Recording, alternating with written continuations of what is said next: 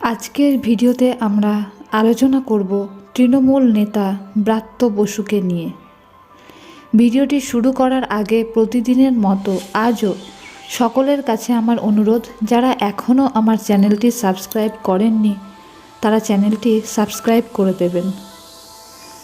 আজকের ভিডিওতে বলবো তৃণমূল নেতা ব্রাত্য বসুর মোট সম্পত্তির পরিমাণ কত।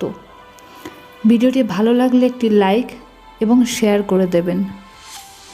রাজ্যের মুখ্যমন্ত্রী মমতা বন্দ্যোপাধ্যায়ের হাত ধরে যারা রাজনীতিতে এসেছেন এবং বর্তমানে বিশেষ পদে রয়েছেন, তাদের মধ্যে ব্রাত্য বসু হলেন একজন অন্যতম। রাজনীতিতে আসার আগেই অনেক বাঙালি তাকে দেখেছেন। একজন নাট্যকার হিসেবে বাংলা নাটককে তার অবদান অনেক, নাট্যপ্রিয় মানুষেরা তা জানেন।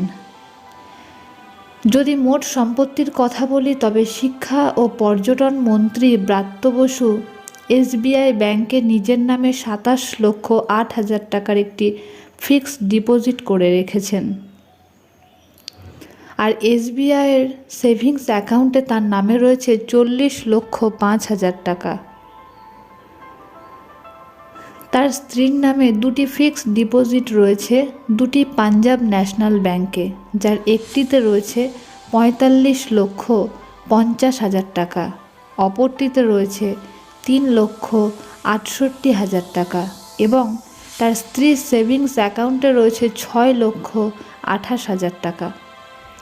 এসবিআই ব্যাংকের সেভিংস অ্যাকাউন্টে ব্রাত্য বসুর নামে আরও একটি অ্যাকাউন্টে 1,49,000 টাকা রয়েছে এবং পিপিএফ খাতে রয়েছে 22,04,000 টাকা। তার একটি মাহেন্দ্র জিপ রয়েছে, যে গাড়িটি তিনি 2014 সালে কিনেছিলেন।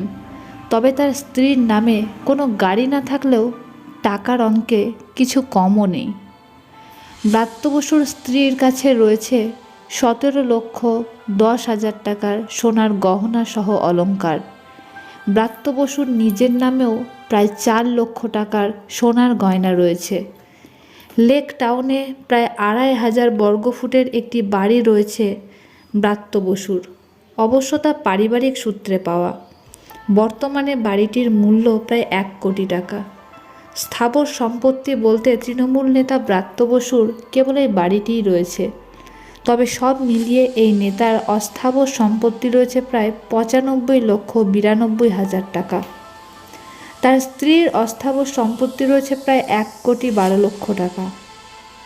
আজকের ভিডিওটি এখানেই শেষ করছি। ভিডিওটি ভালো লাগলে একটি লাইক এবং চ্যানেলটি সাবস্ক্রাইব করে যাবেন।